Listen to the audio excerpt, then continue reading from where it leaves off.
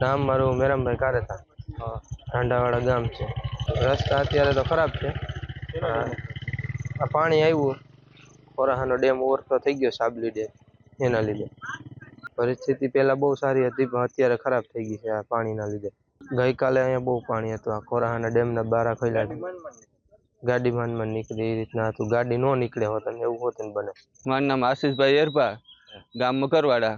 અટાણ લગન વરસાદની રાહ જોતા હતા, પણ 3 દિવસથી સતત વરસાદ ચાલુ છે. એને લીધે ખોરા સપાઈ આવ્યો, સાબલી ડેમ ઓવરફ્લો થતા કાલ સાંજથી ગામમાં પાણી આવી ગયું હતું, ગામ સંપર્ક વિહોણું બની ગયું હતું અને ભારે નુકસાની થઈ છે. ખેતરો ધોઈ નાખ્યા છે, પારામાં નુકસાની છે, રોડ રસ્તા તૂટી ગયા છે, બગીચા વિસ્તારમાં પણ નુકસાની છે. અને ખેડૂતને મોટા પાયે મગફળીનું વાવેતર કરેલું હતું, એનું પણ ધોવાણ થઈ ગયેલું છે.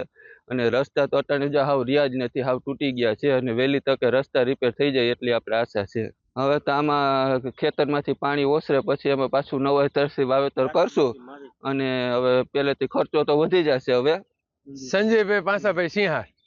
શું કહ્યું સંજીવભાઈ? આપણે કેવી પરિસ્થિતિ હતી અહીંયા? બહુ હતી, ક્યાંય ઉતરાય એમ નહોતું, પોઝિશન નબળી, ગામ આખું પેક હતું. અને રોડ રસ્તા તૂટી ગયા હતા, પારા તૂટી ગયા હતા, કે આડાવરું જવાતું નહોતું. વાંથી વાંક એટલું પાણી હતું.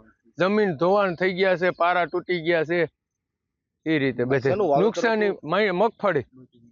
મગફળી બધું તણાઈ ગયું છે, કોઈની નુકસાની થઈ ગઈ છે, એમ પારા તૂટી ગયા. હવે તો રસ્તા શું છે કે આ ઢોરા ઢબરા ખેવી નાખે સરપંચ આવીને, તો એટલે આયલા જાઉં, બીજું હું.